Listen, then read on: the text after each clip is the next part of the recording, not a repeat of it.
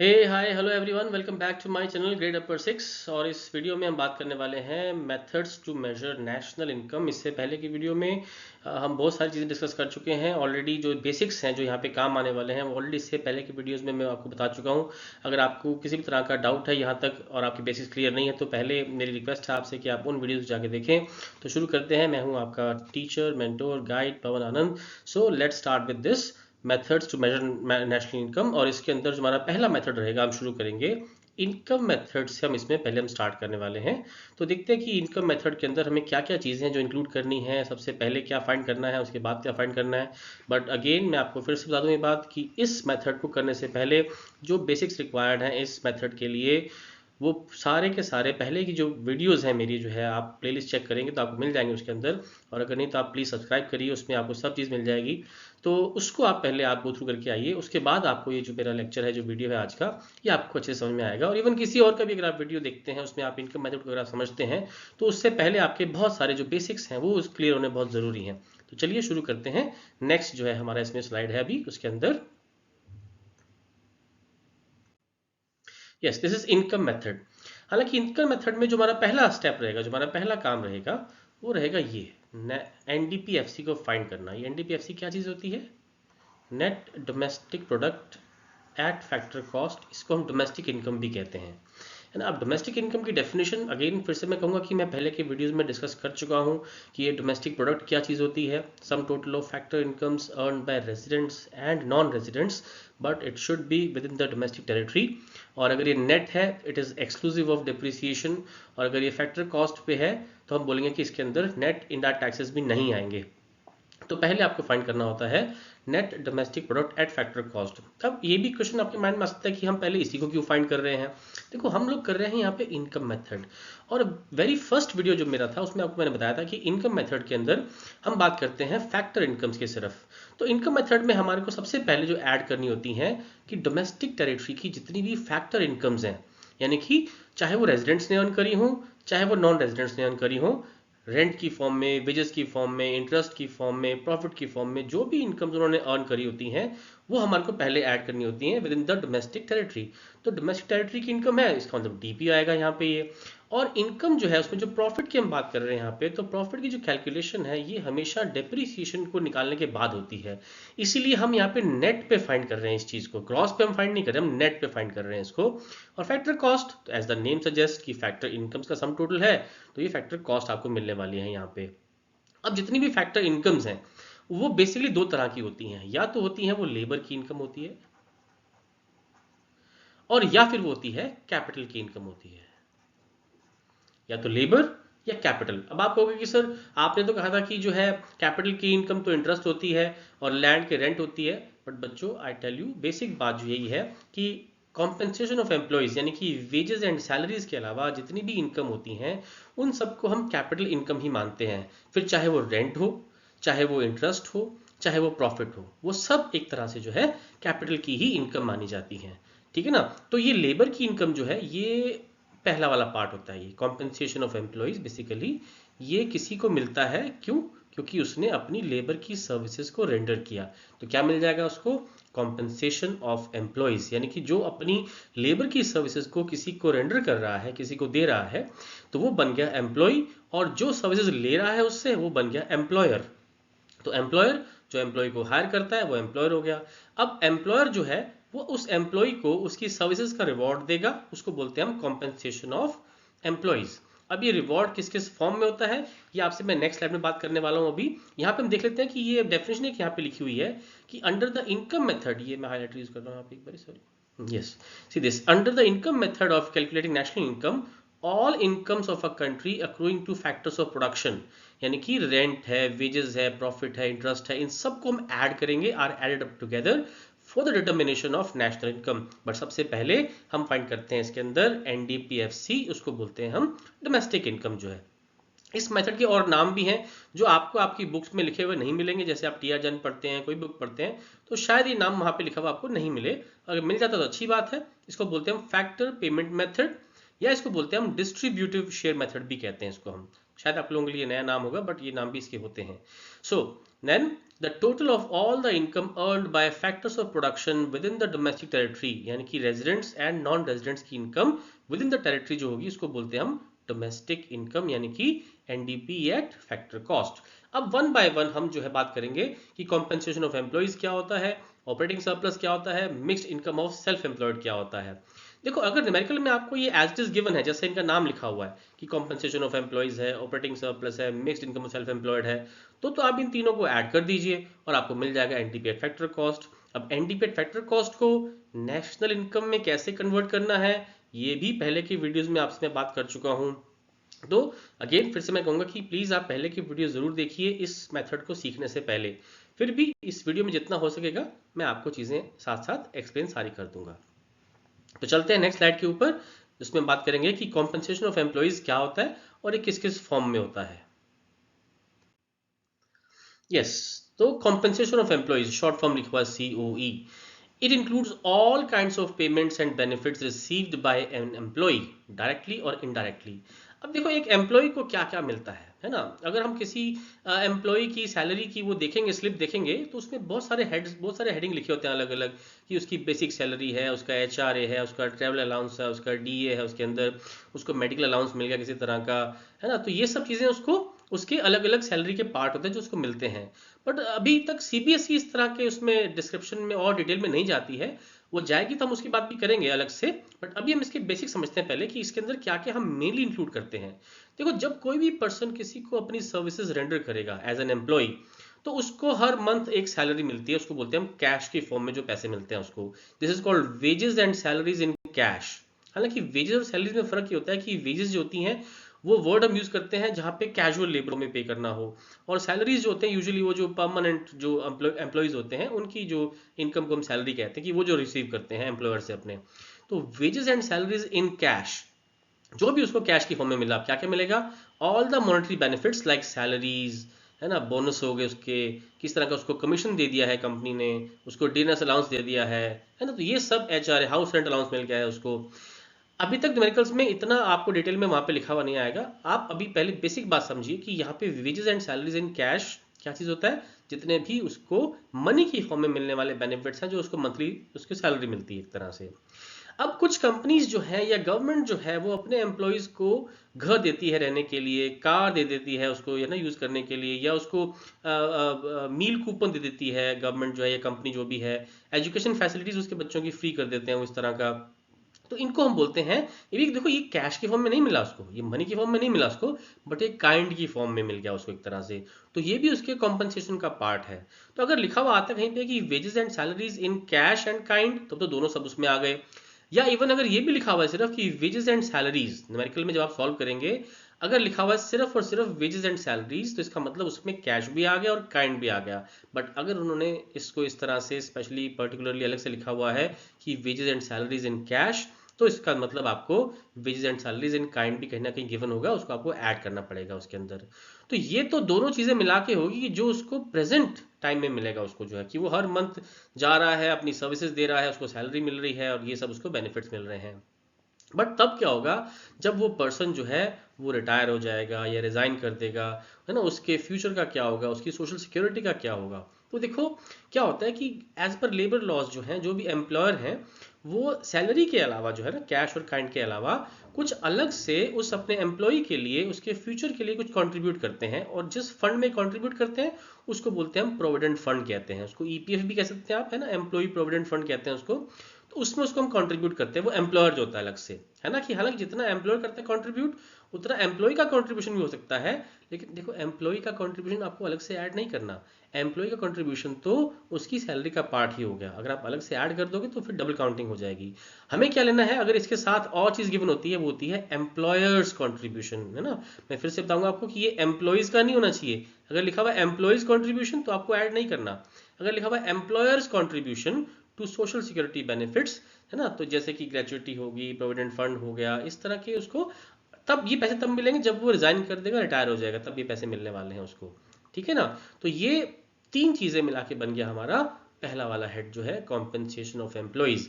पर अगर मान लो न्यूमेरिकल में लिखा हुआ उन्होंने कॉम्पेंसेशन ऑफ एम्प्लॉइज लिखा हुआ है वहां पे, और साथ में वेजेस एंड सैलरीज या कैश काइंड या तीनों में से कोई अलग से और भी दिया हुआ है तो आपको सेपरेटली उसको ऐड नहीं करना, क्योंकि वो तो ऑलरेडी कॉम्पनसेशन ऑफ एम्प्लॉयज का पार्ट बन गया, तो आपको अलग से उसको ऐड नहीं करना।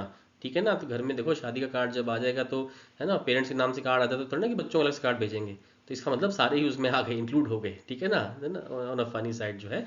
तो this is compensation of employees, जिसके अंदर wages and salaries in cash in kind, employers contribution not employees contribution, ये उसके अंदर तीनों चीजें आ गई हैं। अब हम देखते हैं नेक्स्ट जो है कि ये होगी लेबर इनकम पूरी की पूरी।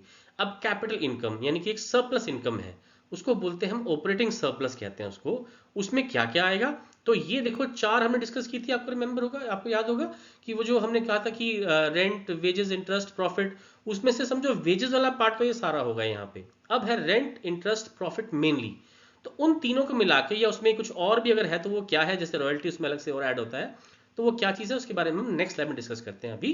ठीक है, चलिए। Yes, this is operating surplus. है ना, operating surplus is another term used in factor payments. It is the sum total of income from property and entrepreneurship. ये दो चीजें इंपॉर्टेंट है यहाँ पे, इनकम फ्रॉम प्रॉपर्टी ये लिखा हुआ और लिखा हुआ entrepreneurship कहते हैं इसको हम, कभी कभी ये भी इस तरह से लिखा हुआ आ जाता है। तो income from property and entrepreneurship। अब प्रॉपर्टी की इनकम क्या क्या हो सकती है, देखो रेंट है, रॉयल्टी है और इंटरेस्ट है। देखो रेंट तो हो गया कि हमने कहा कि कोई हमारी बिल्डिंग है या लैंड है, हमने उसको रेंट पे दे दिया, तो उससे हमारे को जो फर्म है जिसने रेंट पे लिया होगा वो हमें रेंट पे करेगी उसका। तो रॉयल्टी और रेंट में क्या फर्क हो गया, देखो रॉयल्टी बेसिकली जो है, देखो रेंट जो होता है वो लैंड से ऊपर की जो भी बिल्डिंग बनी होती है उसके ऊपर रेंट कहते हैं उसको हम। और लैंड के अंदर जो है उसकी अगर किसी को हम लीज पे देते हैं चीज उसको हम, तो हमें पैसे मिलेंगे, रॉयल्टी कहते हैं। जैसे गवर्नमेंट ने एक कोल माइन दे दी किसी को लीज के ऊपर, तो वो गवर्नमेंट को रॉयल्टी पे करता है, उसको हम रेंट नहीं कहते, उसको हम रॉयल्टी वर्ड यूज करते हैं उसके लिए। तो समझ गया बात को, कि जो बीनीथ द लैंड है, बीनीथ द सरफेस है, उसकी उस प्रॉपर्टी के अगर कोई यूज करता है उसको, तो उसके लिए उसको जो पे करना पड़ेगा उसको हम रॉयल्टी कहते हैं हम लोग। और उस सरफेस के ऊपर जितनी भी बिल्डिंग बनी हुई है उसको कोई फर्म यूज करती है अगर, तो उसके लिए जो पे करती है उसको बोलते हैं हम रेंट कह देते हैं। खाली इतना सा डिफरेंस है इसके अंदर, एक है जो सरफेस के ऊपर की चीज है उसको रेंट कह दिया, और बिलो द सरफेस जो भी प्रॉपर्टी है उसको यूज करने के लिए जो पे करेंगे वो रॉयल्टी हो जाती है। और इंटरेस्ट तो आपको पता ही है कि जो भी इंटरेस्ट पेड बाय जो फर्म्स है, कि जो कैपिटल का एक तरह से रिवॉर्ड है कि मनी बोरो करी है प्रोडक्टिव पर्पसेस के लिए, उस पर जो इंटरेस्ट पे किया वो इंटरेस्ट, ये इंटरेस्ट होता है यहाँ पे। और ये है एंटरप्रेन्योरशिप का रिवॉर्ड क्या होता है, वो होता है प्रॉफिट। तो ऑपरेटिंग सरप्लस के अंदर बेसिकली ये चार चीजें आ गई हमारे पास, रेंट रॉयल्टी इंटरेस्ट और प्रॉफिट। ये प्रॉफिट मेरे पीछे छुप गया। तो रेंट रॉयल्टी इंटरेस्ट प्रॉफिट, अगर रॉयल्टी कभी कभी नहीं भी दी होती है ना, तो अगर नहीं दी हो तो तीन से ही काम चल जाएगा, आप रेंट इंटरेस्ट प्रॉफिट को ऐड करिए और आपके पास आ जाएगा ऑपरेटिंग सरप्लस। तो थोड़ा सा एक ट्रिक भी अगर आपको याद करेंगे तो थोड़ी सी ट्रेजिक चीज़ है वो, थोड़ा उसको हम रिप कहते हैं, RIP, उसका मतलब होता है रेस्ट इन पीस, बट यहाँ पे तो उसका मतलब है रेंट इंटरेस्ट प्रॉफिट। तो रिप से आप याद कर लीजिएगा इसको, रेंट इंटरेस्ट एंड प्रॉफिट, ये हो गया हमारा ऑपरेटिंग सरप्लस। और देखते हैं इसमें आगे क्या चीज़ है हमारे पास। हाँ, ये हमने डिफाइन किया हुआ, देखो रेंट को जो है, rent is a part of the factor income that arises from ownership of land and building. लेकिन ये मैं बता रहा हूँ आपको कि जो सरफेस के ऊपर का पार्ट है वही इसमें आता है ना। So rental income includes both actual rent and obtain from the let out land and imputed rent, है ना, इम्प्यूटेड देखो, है ना, जो आप अपने रिसोर्सेज हैं, जो अपनी बिल्डिंग है उसको यूज कर लिया है प्रोडक्शन के अंदर, तो उसका एक रेंट तो बनेगा ना। ठीक है, फर्म इंटरेस्ट उसको पे नहीं, रेंट उसको पे नहीं कर रही, बट उसका इम्प्यूटेड फॉर्म बनती है एक तरह से, है ना। एक तरह से उसको बोलते हैं अपॉर्चुनिटी कॉस्ट है एक तरह से, कि अपनी ही चीजों की जो है, अपना टाइम, अपनी सेविंग्स, अपनी अपनी बिल्डिंग, है ना, उसको हमने यूज किया है बिजनेस के अंदर, तो उसको उसके ऊपर जो रेंट है वो कहीं ना कहीं एस्टिमेट तो होगा ही, उसको बोलते हैं हम इम्प्यूटेड रेंट। हालांकि ये थोड़ा 11th का टॉपिक है यहाँ पे कि इम्प्यूटेड कॉस्ट क्या होती है, इम्प्लिसिट कॉस्ट क्या होती हैं, तो एक तरह से वही चीज़ है कि इम्प्यूटेड फॉर्म में है। जब आप इसकी प्रिकॉशंस पढ़ेंगे या इंक्लूड होगा या नहीं होगा, जब आप पढ़ेंगे उन चीज़ों को पढ़ेंगे आगे जाके, तो उसमें आप ध्यान रखिएगा कि कुछ भी चीज़ अगर लिखी हुई है आपको वहाँ पे इम्प्यूटेड, तो वो हमेशा इंक्लूड होती है। और गलती से कहीं न्यूमेरिकल में आ जाए, उसको और ट्रिकी डिफिकल्ट बनाने के लिए अगर कोई CBSE डाल दे उसके अंदर जो है, या ICSE डाल दे, तो इम्प्यूटेड इज ऑलवेज इंक्लूडेड, ध्यान रखिएगा। फिर चाहे वो अपना घर हो, अपना टाइम हो, है ना, या अपनी सेविंग्स हो, वो सब इसमें इंक्लूड होती हैं। अब आगे रॉयल्टी जो है, royalty refers to the income earn from granting leasing rights of self owned assets. लेकिन यहाँ पे मतलब जो एग्जांपल देखो क्या दिया उन्होंने इसके अंदर, कोल, नेचुरल गैस, आयरन ओर, ये सब क्या है, बीनीथ द सर्फेस जो है ना, लैंड के अंदर की जो चीजें हैं उनकी जो ओनरशिप अगर हम किसी को देते हैं, रेंट आउट करते हैं, लीज पे देते हैं किसी को, तो उसके लिए हमारे को रॉयल्टी मिलती है एक तरह से, ठीक है। So by giving mining rights to the contractors, जो पैसा रिसीव होगा उसको हम रॉयल्टी कह देते हैं यहाँ पे। तो ये हो गया रेंट एंड रॉयल्टी। अब आते हैं इंटरेस्ट के ऊपर आते हैं। देखो इंटरेस्ट मैंने बताया था आपको कि सिर्फ वही इंटरेस्ट काउंट होता है जो कि फर्म्स ने पे किया है, ठीक है ना, यानी कि जो हम कहेंगे कि प्रोडक्शन यूनिट्स ने पे किया है, फिर चाहे वो कोई फर्म हो जो किसी मैन्युफैक्चरिंग में इन्वॉल्व है, या मान लो कि इवन बैंक भी है, तो बैंक भी अपने आप में इट्स अ प्रोडक्शन यूनिट है ना, क्योंकि वो एक सर्विसेज को प्रोड्यूस कर रहा है। तो अगर बैंक ने जो पे किया या फर्म्स ने पे किया, वो इंटरेस्ट हम बोलते हैं this is a factor payment, जो कि इंक्लूड होगा इसके अंदर। किसी भी तरह का इंटरेस्ट जो है जो कंजम्पशन के लिए पे किया गया, जैसे कि कोई इंडिविजुअल है अगर वो मनी बोरो कर रहा है तो वो कंजम्पशन के लिए बोरो कर रहा है, तो उसको इंक्लूड नहीं करते हैं। और गवर्नमेंट अगर मनी बोरो करती है in case of deficit budget है, गवर्नमेंट को एक्सपेंडिचर मीट आउट करने के लिए फाइनेंस की रिक्वायरमेंट है, तो गवर्नमेंट मनी बोरो करेगी, चाहे आरबीआई से करेगी, चाहे पब्लिक से करेगी, चाहे फॉरेन इंस्टीट्यूशन से करेगी, उस पर गवर्नमेंट इंटरेस्ट पे करेगी, तो that interest is called national debt interest, और उसको हम इंक्लूड नहीं करते हैं, ध्यान रखिएगा, है ना। तो ये देखिए आप नीचे लिखा हुआ है ना, it does not include interest paid for loans by consumer taken for consumption purposes and interest paid by government on public debt, इसको बोलते हैं national debt interest, this is not included, ठीक है। तो ये बात हो गई इंटरेस्ट की। अब चलते हैं प्रॉफिट के ऊपर, वो बड़ा इंटरेस्टिंग है। देखिए तो प्रॉफिट जो है इनकम और रिवॉर्ड ऑफ एंटरप्रेन्योरशिप जो है, ठीक है ना, जो उसने अपना इन्वेस्टमेंट किया है, रिस्क लिया है उसके अंदर, किसी भी पर्सन ने फर्म के अंदर, तो वो भी उसको उसका रिवॉर्ड तो चाहिए, और वो है प्रॉफिट।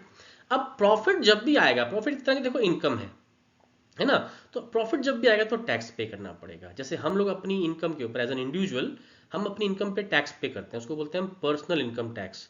ऐसे ही जो फर्म्स होती हैं वो जो उनकी इनकम है उसको बोलते हैं प्रॉफिट, उसके ऊपर भी उनको एक टैक्स पे करना होता है, उसको बोलते हैं कॉर्पोरेट टैक्स, कॉर्पोरेशन टैक्स भी कह सकते हो, या कॉर्पोरेट प्रॉफिट टैक्स भी लिखा हुआ आ सकता है। तो पहले वो पे कर देती हैं, ठीक है ना। अब टैक्स पे करने के बाद जो प्रॉफिट बच गया उसको बोलते हैं हम प्रॉफिट आफ्टर टैक्स, ठीक है ना। टैक्स पे करने के बाद जो बचा that is called profit after tax, हम कहते हैं उसको। उस प्रॉफिट आफ्टर टैक्स में से कुछ पार्ट जो है वो कंपनीज दे देती हैं किनको, शेयर होल्डर्स को, ठीक है ना, जिनका जिनका शेयर है उनको उनको प्रॉफिट तो मिलेगा ना। So that is called dividend, कि शेयर होल्डर्स को जो उनका प्रॉफिट का पार्ट मिल गया, इट इज कॉल्ड डिविडेंड। और कुछ मनी जो है कंपनीज उस प्रॉफिट में से रिटेन कर लेती हैं, रख लेती हैं अपने फ्यूचर एक्सपेंशन के लिए या और किसी पर्पज के लिए, तो उसको हम बोलते हैं रिटेन अर्निंग्स कह देंगे आप उसको, या उसको बोल देंगे कि अनडिस्ट्रीब्यूटेड प्रॉफिट। देखो जो डिस्ट्रीब्यूट हो गया वो तो डिविडेंड हो गया, जो डिस्ट्रीब्यूट नहीं हुआ उसको बोलते हैं हम अनडिस्ट्रीब्यूटेड प्रॉफिट और रिटेन्ड अर्निंग्स, या इसको आप प्राइवेट कॉर्पोरेट सेविंग्स भी कह सकते हैं। अगर ऐसा लिखा हुआ है कॉर्पोरेट सेविंग्स, तो वो भी यही चीज है। तो प्रॉफिट अगर आपको नहीं दिया वहां पे स्ट्रेट अवे, तो प्रॉफिट को फाइंड करने के लिए now see the last line में लिखा है कि प्रॉफिट इज इक्वल टू, आप ये तीन चीजों को ऐड करिए, corporate tax plus dividend plus retained earnings, आपको मिल जाएगा यहाँ पे प्रॉफिट। यहाँ पे ध्यान रखिएगा, आपके माइंड में एक क्वेश्चन आ सकता है कि अगर आपको उन्होंने ऐसा एक क्वेश्चन दे दिया जिसमें लिखा हुआ है कि ये चीज नेशनल इनकम में इंक्लूड होगी या नहीं होगी, और एग्जांपल दिया हुआ आपको कॉर्पोरेट टैक्स, अब आपके माइंड में आ जाएगा कि कॉर्पोरेट टैक्स तो प्रॉफिट में हमने ऐड किया था, यस ये तो नेशनल इनकम में इंक्लूड होगा। तो भाई ध्यान रखिएगा कि वहां पे हम हमेशा सिर्फ वही इनकम्स को इंक्लूड करते हैं जो कि फैक्टर इनकम्स होती हैं, ट्रांसफर्स को हम इंक्लूड नहीं करते हैं। तो ये कॉर्पोरेट टैक्स यहाँ पे प्रॉफिट में आ रहा है, वो इसलिए आ रहा है क्योंकि हमें करंट प्राइसेस पे मेजर करनी होती है या मार्केट प्राइसेस पे मेजर करनी होती है कभी कभी नेशनल इनकम। लेकिन जो नेशनल इनकम है उसमें हम इस तरह की जो ट्रांसफर इनकम्स है उनको हम अलग से इंक्लूड नहीं करते हैं इसके अंदर जो है, ठीक है ना। तो प्रॉफिट में आ गया, वही प्रॉफिट में इंक्लूड हो गया, वो तो फिर अलग से ऐड क्यों करेंगे। तो क्वेश्चन में वहां पे दिया हो सकता है कि थियोरेटिकल पार्ट में ऐसा आ जाए कि कॉर्पोरेट टैक्स है ये इंक्लूड होगा कि नहीं होगा, ध्यान रखिएगा कि नहीं होगा क्योंकि वो एक ट्रांसफर पेमेंट है। बट यहाँ पे प्रॉफिट की कैलकुलेशन के लिए अगर आपको प्रॉफिट नहीं दिया हुआ तो फिर आपको एक कंप्लीट अर्निंग लेनी पड़ेगी फर्म की जो है, corporate tax plus dividend plus retained earnings, ठीक है।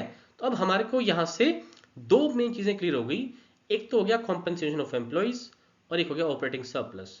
तो कॉम्पनसेशन ऑफ एम्प्लॉइज में क्या क्या था हमारे पास, wages and salaries in cash and kind, और दूसरा था उसके अंदर हमारे पास एम्प्लॉयर्स कॉन्ट्रीब्यूशन, ठीक है ना, एम्प्लॉयर्स नॉट एम्प्लॉइज, ओके। यहाँ पे हमारे पास दूसरा है ऑपरेटिंग सरप्लस, उसमें हमारे पास है rent, royalty, interest and profit, ठीक है। तो रेंट, रॉयल्टी, इंटरेस्ट, प्रॉफिट, ये 4 चीजें मिलकर बन गया ऑपरेटिंग सरप्लस। रॉयल्टी अगर नहीं दी होती तो आप छोड़ सकते हैं, कोई बात नहीं उसको जो है। और अगर प्रॉफिट नहीं दिया हो तो प्रॉफिट को आप ये 3 चीजों को ऐड करके प्रॉफिट यहाँ पे आप इसको कैलकुलेट कर सकते हैं। चलते हैं नेक्स्ट स्लाइड पे, फिर देखते हैं थर्ड हमारा जो कंपोनेंट है वो है mixed income of self employed. ठीक है ना। अभी तक हमने जो डिस्कस किया था compensation of employees, operating surplus, वो सारी एक ऐसी अर्निंग्स हैं जो कॉर्पोरेट्स की हैं, यानी जो कॉर्पोरेटेड है कहीं ना कहीं, जो ऑर्गेनाइज सेक्टर का पार्ट है। लेकिन ऐसे भी लोग हैं जो फैक्टर सर्विसेज तो दे रहे हैं अपनी जो है, और वो अर्न कर रहे हैं कहीं ना कहीं से, उनको बोलते हैं अनइनकॉर्पोरेटेड है या फिर अनऑर्गेनाइज सेक्टर का वो पार्ट है। जैसे कि किसी की अपनी शॉप है, कोई रिटेल ट्रेडर है, कोई फार्मर्स हैं, बार्बर्स हैं, कारपेंटर्स हैं, या ऐसे लोग हैं कि जो कॉर्पोरेट में भी काम कर रहे हैं और अलग से भी अपनी सेल्फ एम्प्लॉयड इनकम अर्न कर रहे हैं। जैसे मान लीजिए कोई डॉक्टर हैं तो हॉस्पिटल जाके सैलरी मिल रही है और शाम को घर से आके क्लिनिक चला रहे हैं अपना। टीचर हैं वो स्कूल जाके सैलरी ले रहे हैं और इवनिंग में आके ट्यूशन पढ़ा रहे हैं। तो इस तरह की जो इनकम्स हैं इनको हम बोलते हैं mixed income of self employed. इनकी कोई फर्दर सब कैटेगरीज नहीं है। जैसे आपने पढ़ा ना कॉम्पनसेशन ऑफ एम्प्लॉइज में तो फर्दर सब पार्ट्स हैं, उसके अंदर वेज एंड सैलरीज हैं, कैश काइंड के अंदर एम्प्लॉयज कंट्रीब्यूशन, ऑपरेटिंग सरप्लस में फर्दर सब पार्ट्स हैं उसके जो है rent, royalty, interest, profit. Mixed income के केस में देयर आर नो फर्दर सब कैटेगरीज। ठीक है ना। तो अगर ये दिया होगा तो ये एज इट इज ही दिया होगा आपको, mixed income of self employed. दिया होगा तो ऐड कर दीजिएगा, नहीं दिया होगा तो छोड़ सकते हैं, कोई बात नहीं। मतलब ये हो गया कि अगर आपको, मैं थोड़ा सा नीचे लिख देता हूं इस बात को, कि अगर आपको NDP at factor cost find करना है तो आपको वैसे तो 3 चीजें चाहिए आपको, COE compensation of employees, plus operating surplus, plus mixed income के लिए मैं वाई यूज कर रहा हूँ, mixed income of self employed. ये 3 चीजें आपको चाहिए। बट अगर आपको ये थर्ड वाला नहीं दिया हुआ तो भी बाकी 2 को ऐड करके आपके पास एनडीपी एट फैक्टर कॉस्ट यानी कि डोमेस्टिक इनकम आ सकती है। लेकिन इन दोनों का होना बहुत जरूरी है भाई, ध्यान रखिएगा। ठीक है। तो आई होप कि यहाँ तक क्लियर हो गया आपको अच्छे से। तो यहाँ तक अगर क्लियर हो गया आपको तो आगे चल के हम और बात करते हैं कि हम एनडीपीएफसी फाइंड करने के बाद उससे नेशनल इनकम कैसे निकालेंगे, और उस पर बेस हम एक अदर न्यूमेरिकल भी चेक करते हैं कि हम कैसे करते हैं उसको। नेक्स्ट स्लाइड में देखते हैं कि क्या है हमारे पास। तो हमने कहा कि 2 स्टेप्स हमें फॉलो करने हैं। स्टेप नंबर 1 है हमारा टू कैलकुलेट डोमेस्टिक इनकम, यानी कि सबसे पहले आप एनडीपीएफसी निकालिए, which is the total incomes of all the residents and non residents with in the domestic territory. ठीक है जी। अब इसके लिए हमने 3 चीजों को ऐड किया। नंबर 1 कॉम्पेंसेशन ऑफ एम्प्लॉइज, ये रहा। नंबर 2 है ऑपरेटिंग सरप्लस, एंड नंबर 3 हमारे पास है ये mixed income of self employed. ये हमारा पहला स्टेप हो गया। स्टेप 2 के अंदर जो है अब हमारे को एनडीपीएफसी को कन्वर्ट करना है एनएनपीएफसी के अंदर, यानी कि नेशनल इनकम के अंदर। हालांकि कोई जरूरी नहीं कि वो आपसे यही पूछेंगे हर बार कि आप एनएनपीएफसी फाइंड करो। हो सकता है कि वो आपसे पूछ लें कि आप इसको जो है जीएनपी एमपी फाइंड करो या जीडीपी एमपी फाइंड करो, कुछ भी देकर ना आस्क। इससे पहले की वीडियो में मैं वो सारे के सारे 8 एग्रीगेट्स क्या होते हैं और उनको हम किस तरह से एक दूसरे में कन्वर्ट करते हैं वो मैं एक्सप्लेन कर चुका हूं। तो प्लीज आपको अगर डाउट है तो आप उसको गो थ्रू करिएगा उस वीडियो को अच्छे से। और यहाँ पे एनडीपीएफसी के अंदर हमने ऐड कर दिया net factor income from abroad. देखो सीबीएसई ऐसी कोई शॉर्ट टर्म नहीं देगी आपको वहाँ पे, है ना, वो तो हमेशा पूरा लिखा हुआ देगी आपको जो है, तो इसलिए आप कन्फ्यूज आप वैसे होगे भी नहीं इसके अंदर। यहाँ पे हमने थोड़ी शॉर्ट टर्म यूज कर लिया उसके अंदर, NFYFA net factor income from abroad. अगर ये फ्रॉम वाला दिया हुआ है तो उसको आप ऐड कर देंगे, अगर ये टू वाला दिया होता है इसको आप माइनस कर देते हैं, यानी कि प्लस करेंगे net factor income from abroad अगर ये दिया हुआ है तो, और माइनस कर देंगे हम net factor income to abroad अगर वो दिया हुआ तो टू वाला है तो माइनस, फ्रॉम वाला है तो प्लस। हाँ, कि नेट भी लगाना चाहिए, साथ ध्यान रखिएगा कि नेट अगर नेट नहीं है तो मतलब फिर ये 2 चीजें अलग अलग आपके पास होंगी कि FIFA अलग होगा आपके पास, FIT आपके पास अलग ही बनोगा आपको, तो वो आपको अलग से उसमें ऐड करना पड़ता है। खैर उस पर हम फिर से आ जाएंगे बाद में। तो ये है NNPFC is equal to NDPFC plus net factor income from abroad, it gives you national income. इसकी थोड़ी सी हम एक समरी बनाते हैं, ये देखिए इस तरह से कि इनकम मेथड में ये हमारा हो गया बेसिकली स्टेप 1 हो गया। हमने कॉम्पनसेशन ऑफ एम्प्लॉइज ले लिया, उसके अंदर wages and salaries in cash and kind plus employers contribution है। दूसरा ये हमारा ऑपरेटिंग सरप्लस बन गया इन तीनों को ऐड करके, rent and royalty, interest and profit. अगर प्रॉफिट नहीं दिया हुआ तो इसके अंदर आपका आ जाएगा corporate tax plus dividend plus retained earnings, या उसको बोलते हैं अनडिस्ट्रीब्यूटेड प्रॉफिट भी कहते हैं उसको, आप वो इसके अंदर आ जाएगा। और थर्ड है mix income of self employed, दिया हो तो ऐड कर दीजिए, नहीं दिया हो तो छोड़ दीजिए, है ना। रॉयल्टी भी अगर नहीं दी हुई तो चल सकता है उसके बिना भी।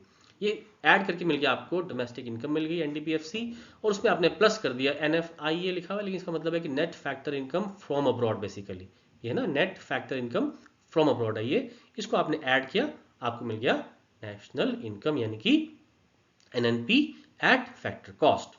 तो आगे देखते हैं इस पे कदम सम करते हैं इसके ऊपर। प्रिकॉशंस भी देख लेते हैं पहले हम फटाफट से एक बार कि प्रिकॉशंस क्या क्या है, हम क्या क्या इंक्लूड नहीं करेंगे और क्या क्या इंक्लूड करेंगे। तो सबसे पहली जो चीज़ हमारे पास वो है कि ट्रांसफर इनकम्स जो है इनको हम इंक्लूड नहीं करते हैं। मैं एक बार चाहूंगा आपसे कि आप इनको फिर से एक बार गो थ्रू करें पूरी स्लाइड को। मैंने एकदम से सब डिटेल में लिखा हुआ है यहाँ पे।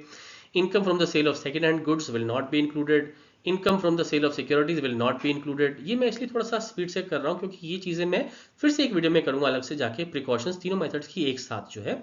यहाँ पे मेरा पर्पज अभी है कि आप लोगों को न्यूमेरिकल करना अच्छे से आ जाए।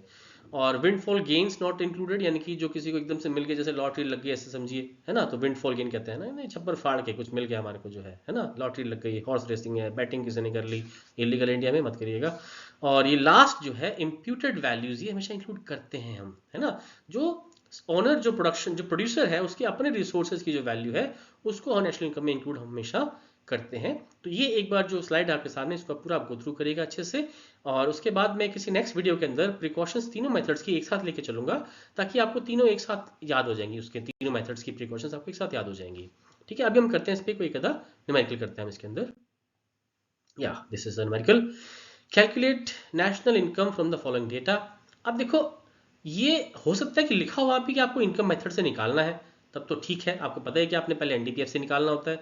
अगर नहीं लिखा हुआ कि इस मेथड से करना है, तो आपको ये देख के जो जो चीज़ें आपको आइटम्स गिवन है, इनको देख के आपको आइडिया हो जाना चाहिए कि कौन सा मेथड लगाना है।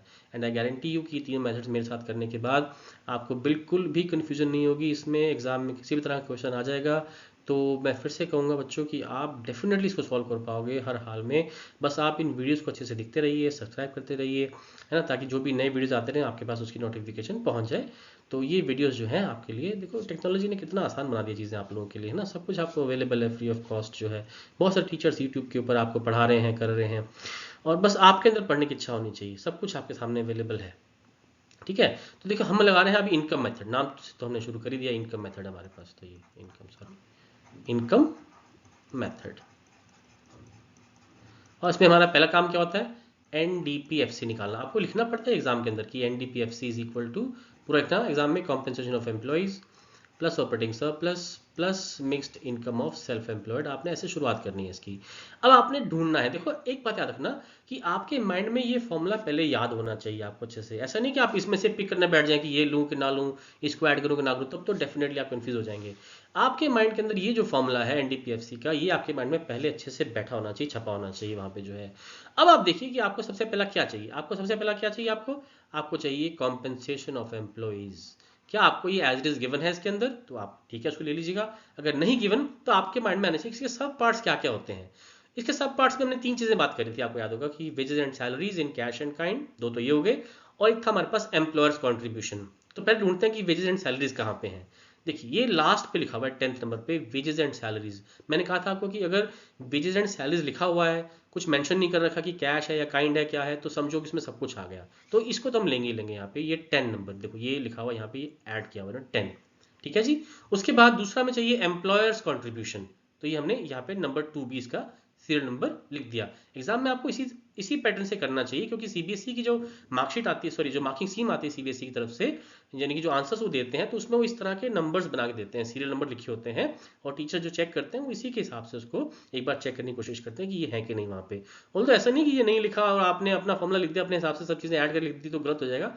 लेकिन एक पैटर्न जो फॉलो हो रहा है उसी को फॉलो करना चाहिए हमें। तो ओके, ये हो गया हमारा सीओई, कॉम्पेंसेशन ऑफ एम्प्लॉइज। अब हम आते हैं ऑपरेटिंग सरप्लस के ऊपर। ऑपरेटिंग सरप्लस में सबसे पहले आपको चाहिए रेंट।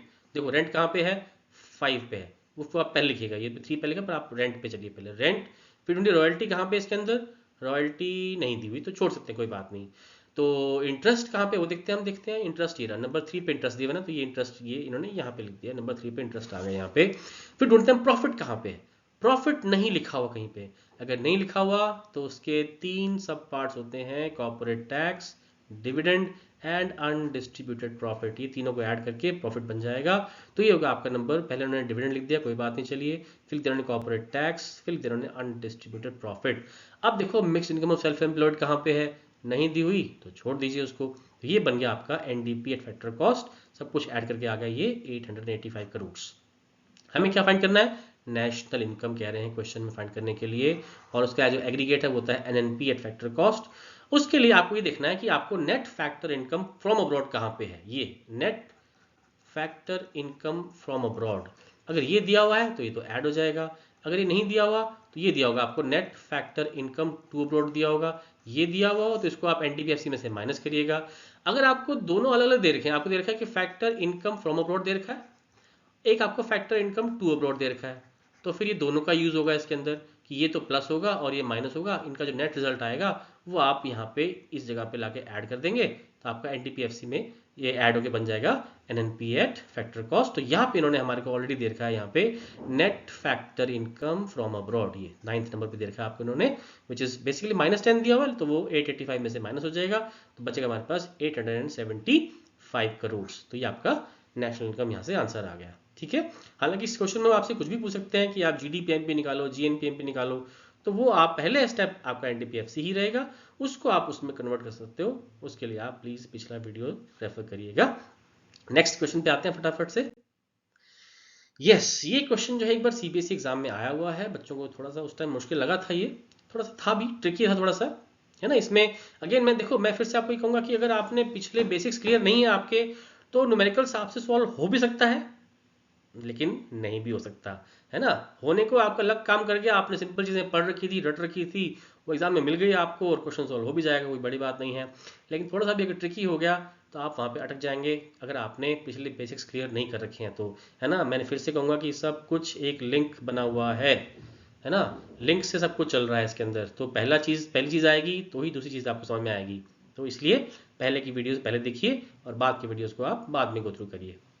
तो यहाँ पे वो कह रहे हैं कि आपको कैलकुलेट करना है gross domestic product at factor cost, GDP at FC, GDP FC निकालना है आपको, और दूसरा निकालना है आपको फैक्टर इनकम फ्रॉम अब्रॉड। बड़ा ही ट्रिकी सा है, देखते हैं हम। अब देखो लिखा हुआ कुछ भी नहीं है कि कौन सा मेथड लगाना है आपको इसके अंदर, बट आपको ये जो कॉम्पेंसेशन ऑफ एम्प्लॉइज है, रेंट, इंटरेस्ट, प्रॉफिट, ये देख के थोड़ा आइडिया हो ही जाएगा ना कि भाई करना क्या है हमारे को, यानी कि इनकम मेथड अप्लाई करना है आपको। इनकम मेथड में हमारा पहला स्टेप क्या होता है, ध्यान रखना आपको, एनडीपी एट एफसी, और ये फॉर्मूला आप पहले लिखेंगे वहां पे, compensation of employees plus operating surplus plus mixed income of self employed, short from me से कह दीजिए इसको। तो सीओई, ओएस एंड एमवाईएसई। तो देखते हैं सीओई कहाँ गिवन है क्वेश्चन में हमारे को, ये देखिए ये नंबर 3 पे गिवन है सीओई, और इसकी वैल्यू क्या है, मैं एक बार सीधा वैल्यू लिखता हूँ इसकी, 3000 इसकी वैल्यू हमारे पास है। ऑपरेटिंग सरप्लस हमारे को एज इट इज नहीं दिया हुआ है ना, स्ट्रेट अवे दिया हुआ नहीं है, लेकिन उसके हमारे को पार्ट्स दे रखे हैं, रेंट, इंटरेस्ट एंड प्रॉफिट दे रखा है आपको। तो इनकी तीनों की वैल्यू को, रेंट जो नंबर 4 पे है उसकी वैल्यू है 800, इंटरेस्ट की वैल्यू है 900 एंड प्रॉफिट की वैल्यू दे रखी है आपको 1300, एक वैल्यू दे रखी है आपको इसके अंदर जो है। तो ये, और थर्ड हमारे पास है mix income of self employed, अगर दिया हुआ है तो ऐड कर दीजिए, नहीं दिया हुआ तो छोड़ सकते हैं, कोई बात नहीं। तो टोटल इसका जब आप करेंगे तो ये कितना बन गया देखिए आपके पास, तो ये हो गया हमारे पास 3000, तो ये हो ही गया 17 और प्लस 13 ये भी 3 हो गया, तो 6000 जो हमारे पास क्या आ गया, ये आ गया हमारे पास 6000 करोड़ आ गया एनडीपीएफसी।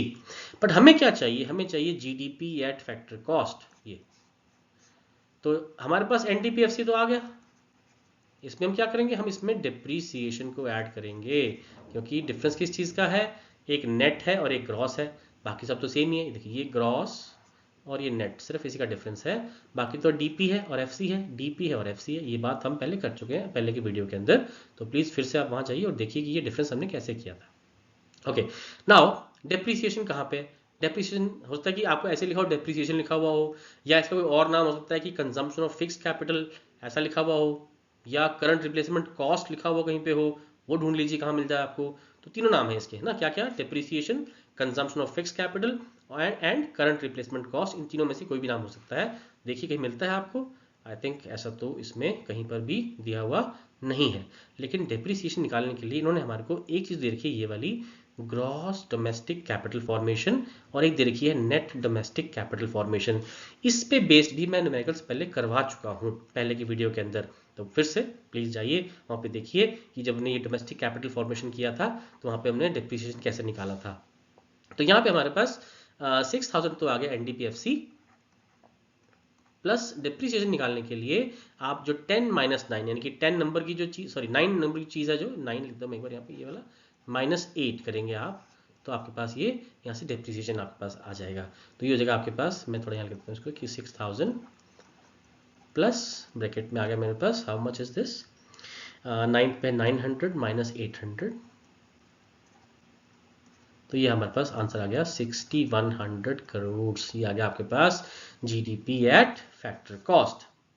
अब आपके माइंड में फिर से एक क्वेश्चन आएगा, यार ये जीएनपी एट एफसी क्यों दे रखा था हमारे को, इसका क्या यूज है यहाँ पे, है ना। ये देखो ये जीएनपी एट एफसी दे रखा फर्स्ट पे, इसका क्या यूज है, तो इसका यूज है सेकंड पार्ट निकालने के लिए ये, क्योंकि देखो फैक्टर इनकम फ्रॉम अब्रॉड कहाँ पे पढ़ा है आपने, आपने पढ़ा है इस फॉर्मूला के अंदर, नेट फैक्टर इनकम, ये सेकंड पार्ट हमारा अब शुरू हो रहा है।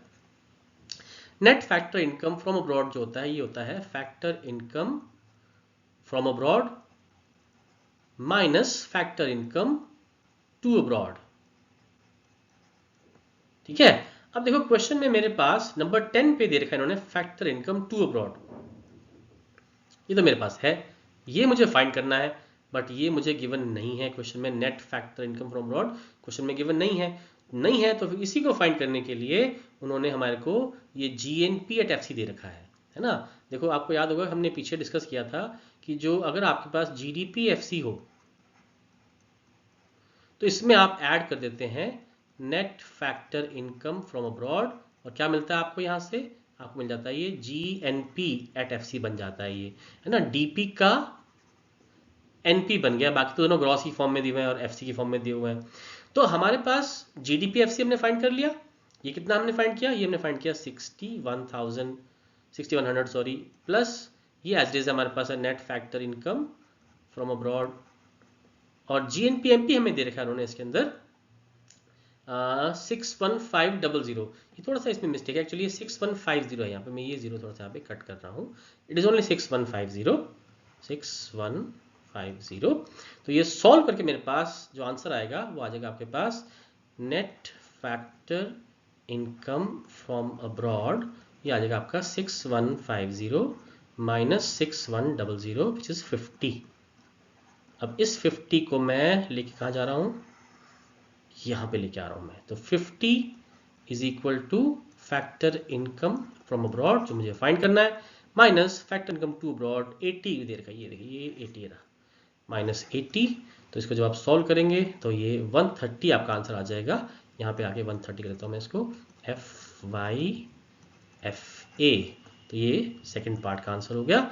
अगर आपको समझ में थोड़ा सा धीरे धीरे आ रहा हो तो थोड़ा आराम से आप इसको स्पीड हाफ कर लीजिए इसकी, या इस वीडियो को फिर से आप देखिए कि मैंने ये कैसे फाइंड किया हुआ है। यही फ़ायदा है टेक्नोलॉजी का कि हर बात आपको बार बार नहीं बोलनी पड़ती, बट एज अ टीचर थोड़ी सी हमारी आदत होती है कि हम हर बात को बार बार बोलते रहते हैं, बट तो ये आई गेस आपको समझ में आ गया होगा। नेक्स्ट वीडियो के अंदर हम बहुत सारे और भी न्यूमेरिकल्स डिस्कस करेंगे इसके साथ इनकम मेथड के। तो अगर आपको ये अच्छा लगा वीडियो तो प्लीज़ लाइक करिए, सब्सक्राइब करिए, शेयर करिए, and I will say thank you for watching. Stay blessed, stay healthy and stay wealthy. Good bye बच्चों, टेक केयर, बाय बाय।